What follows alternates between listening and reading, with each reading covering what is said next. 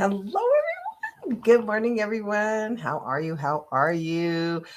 It is Trey Urban here, and I am so excited. I am so excited because you know why? Today is a day of celebration. It's a freaking celebration. Yeah, yeah, yeah. Everybody getting crazy. Because guess what? It's 420. It is April 20th. And out here in Colorado, that is when we became legal. So let me tell you, everybody's turning it up over here. It is going to be a big old smoke out. Why? Because people think it's all fun to be smoking it out. But either way, I am celebrating freedom. I am celebrating the freedom to get to choose whatever we want to do, no matter what we want to do. And, it's always perfect. I love that our life is filled with opportunities, to do what we want. So, with that being said, you guys, I am super excited for you being here. This is the second part of protecting your boundaries. I mean, no, this is the second part titled that, but you guys this is a series for maintaining personal boundaries. Okay, in the first part, we talked about just defining those boundaries, right? Defining no is a whole sentence, right? But what do you want to say no to, right? We got to get clear. And so now in this part, we're going to be talking about protecting those boundaries once you start to establish them, right? So, with that being said, let's get started. So, how many of you guys have developed your own self-awareness? Because let me tell you, the first time somebody asked me in the moment when I was having a meltdown, a breakdown, the first time somebody asked me, Trey, what do you need? What do you need right now? I couldn't even tell him. Couldn't even tell him because I did not have that clarity. I did not have that self awareness. Do I need a hug? What? What? I didn't even know. So it starts with just understanding your own self. Understanding some people don't like to be touched because then that sometimes triggers something even more deeply, right? Some people, want some positive reinforcement. Doing things like reading about the 5 love languages, anything to start your journey of self-awareness. And it can be something as little as starting to give thanks and gratitude for all the ways that you now become self-aware. It's beautiful, right?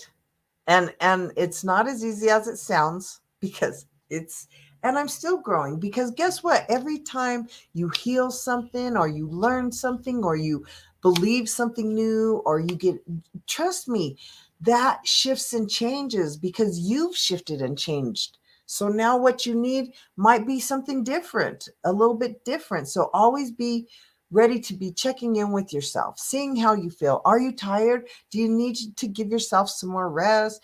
Do maybe you need to take just a bath? Have you just gone for a time out for a walk? Give yourself permission to give yourself a timeout. Forget the kids. Let them carry on. You go give yourself a timeout and give yourself time to breathe and put your hands together and start breathing, breathing for healing, for grounding, right? So that was your first tip. Your next tip is to just take care of yourself. We are all trained to go so hard and so fast, and well, you didn't do enough, and you should do more, and why didn't you? Right? How many of you guys have that voice in your head, gnawing at you, going, "Oh, well, you should just get up and just hurry and do that." Oh, like pushing you, even though you know your mind's noodle, right? You're emotionally already spent. You're frustrated. You're being a little short. Check yourself before you wreck yourself. And then I love using the Mars thing. Fix your face. Fix your face because most of you don't realize you've got this face. Or you're walking around, or you're doing this to your kids, your people you love. Why are you doing that? Fix your face. Fix your face because guess what? Shifting this shifts everything else. It's not as easy as it sounds. Yes, it's easy to put your face like that, but sometimes it hurts because you're like, you want to be like that instead, right? So, you guys, what are you doing to relax? What are you doing to relax? Do you go and give yourself permission to get a massage? Maybe a mani pedicure? You know, us women know what that is. Mani pedi? What? Going for a stroll, a mountain walk by the park, time to dance, sing. I love to go dancing and singing. That moves so much energy for me. Between the bass and the music, and then my dancing, and then it makes my emotions happy, and then I feel better. But then I'm very purposeful in knowing that I just released energy, and I give thanks and permission that the new things that come in serve my highest and greatest good. Because if not, you're going to attract whatever is around you. And I guarantee you there's other freaky people at that club dancing who are also releasing thoughts and emotions. And most of them, I'm quite sure I want zero part of. Zero, right? So care for yourself. Understand that energy is everywhere. Ask, declare, program, pray for how you want your energy to work for you. Become self aware, right? So, our 2 tips for today: self awareness. First, figuring out what you need in those moments of crisis. What do you need to help you stay happy, to maintain a healthy, because you guys, all 4 of your energy bodies, your mental body, your emotional body, your physical body, and your spiritual body need to be fed. They need to be exercised, and they need to have rest. They all require something different in order for that to happen. So figure it out for yourself. How can you rest that emotional body? How can you release some of those emotions so that you can raise your vibration? Because law of attraction is always matching your vibration. Matching, matching, matching, right? Take care of yourself. Give yourself time to have those baths, to just walk away from the kids, to have a time out from your job. Just walk outside. You don't have to be a smoker. I always used to be like, I'm going to go have a smoke break. And they're like, you don't smoke. And I'm like, yeah, but everyone else goes outside. So I'm calling it a smoke break.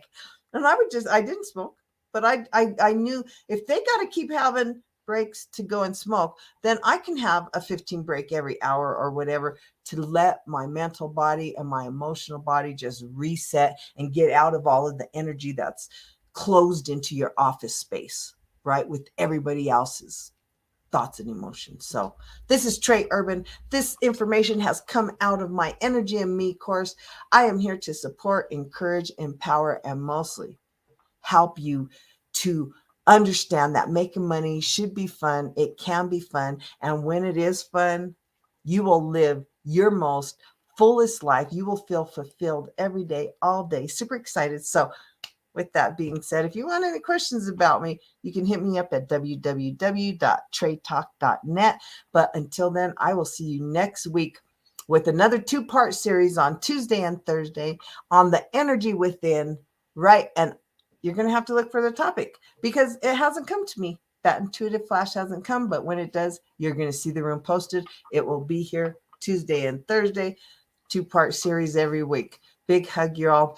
Sending you so much support, encouragement, light, love to guide you through this crazy mess of a world that we're going through so that we can find our passion, our purpose, our joy, and more importantly, our amazing tribe who is going to support us through this. Big hug, everyone. Blessings on your day.